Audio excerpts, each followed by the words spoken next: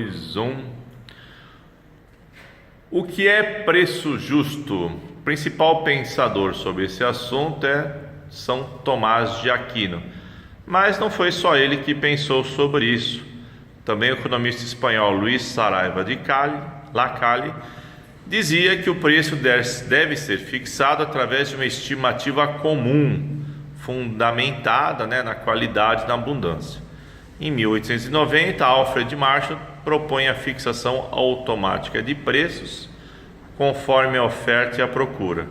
E mais recentemente, em 1920, Ludwig von Mises declara que o socialismo não pode dar certo porque somente os preços determinam a necessidade. Falando aqui um pouquinho mais do Tomás de Aquino, ele nasceu na Sicília, uma família próspera, mas largou essa condição social para ter um viés mais religioso. Depois, em Nápoles, na Itália, fundou uma universidade com esse lado filosófico versus financeiro. Tem obras em destaque que você pode ler aí: Verdade e Conhecimento, Suma contra os Gentios e Suma Teológica. Vamos dar uma olhadinha aqui num exemplo, um diagrama que elucida alguns pontos principais do preço justo. O mercado sempre precisa de mercadorias e, logicamente, os comerciantes somente vão fornecer essas mercadorias se tiverem uma recompensa, lucro. Mas também, segundo Aquino, existe um aspecto moral. Os preços não devem ser injustos. E aí ele deriva 3 outros pensamentos. O lucro não deve ser excessivo, porque a ganância é pecado. Não pode haver má fé ao se fixar o valor das mercadorias. E o comprador deve aceitar livremente o preço.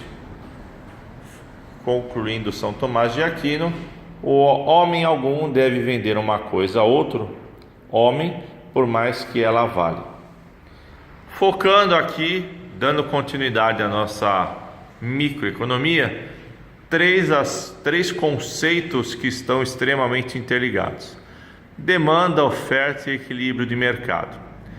Dentro de demanda, temos o conceito de conceito de utilidade dentro da microeconomia, que é o grau de satisfação que os consumidores atribuem aos bens e aos serviços que podem adquirir no mercado, atento aos aspectos psicológicos.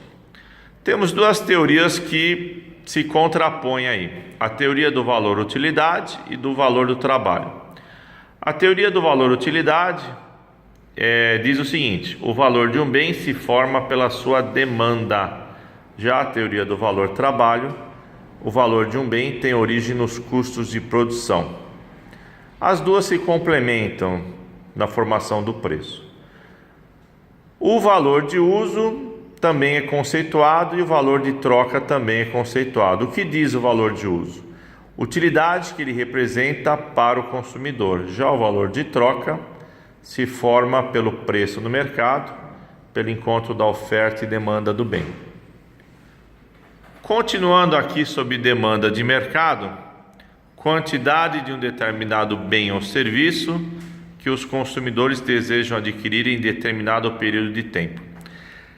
Apresento aqui a lei geral da demanda. Veja a curva de procura do bem. É uma relação inversamente proporcional entre a quantidade procurada e o preço do bem. Isso pode ser representado através de uma função ou equação da demanda. Olha que interessante aqui esse diagrama, em que apresenta o aumento de preço e queda da demanda. O que é que esses 2 conceitos te apresentam? Te apresentam o efeito substituição e o efeito renda. No efeito substituição, um bem similar que satisfaça a mesma necessidade substitui um bem que está com aumento de preço. E o aumento de preço de um determinado produto ou serviço faz você perder o seu poder aquisitivo e, logicamente, o interesse e a demanda por esse produto. A teoria econômica também distingue dois conceitos: demanda e quantidade demandada. A demanda é essa curva que nós apresentamos, a curva que relaciona os possíveis preços a quantidades demandadas.